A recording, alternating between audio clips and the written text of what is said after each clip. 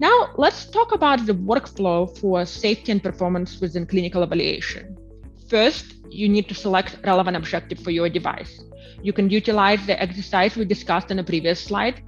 You also should take into account the indication, intended purpose, and clinical benefit of your device to ensure that the relevant objectives are selected.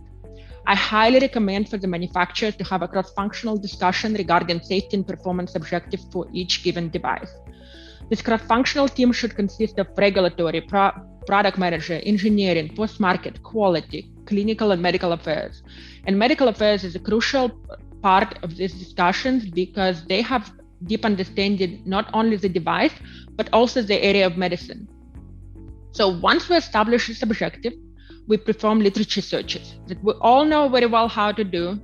But in addition to traditional state-of-the-art and device under evaluation searches, we should perform the search on alternative treatment methods and specifically on similar benchmark devices.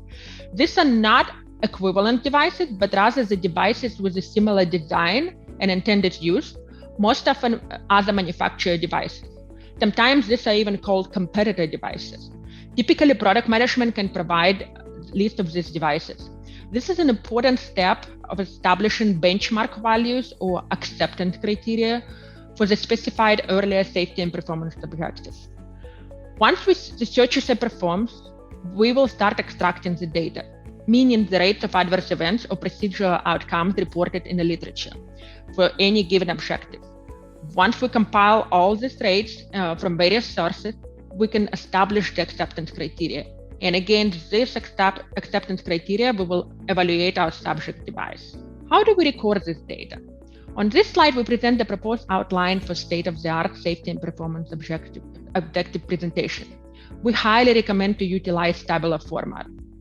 First, we list the predetermined safety and performance objectives, capture the time point of that adverse event or outcome. We provide the available rates from the various sources that could be either article or guideline, depending on what's available for your device. We establish the range of each event, and then we derive to the acceptance criteria. In post-tabular narrative, you can provide high-level summaries, draw conclusion, discuss discrepancies, limitation, but tabular format is extremely useful for other functions like engineering, quality. It is one-stop shop of the data that can be easily extracted and analyzed and utilized within other processes of quality management system. Device and evaluation outcomes are extracted in a similar manner and compared against those state-of-the-art criteria. This is a very important aspect of the clinical evaluation required by the regulation. As Ronak discussed, General Safety Performance Requirement 1, that we need to take into account the generally acknowledged state of the art. And it is still to this day gets overlooked by the manufacturers, and it is one of the most frequent non-conformances issued by the notified bodies.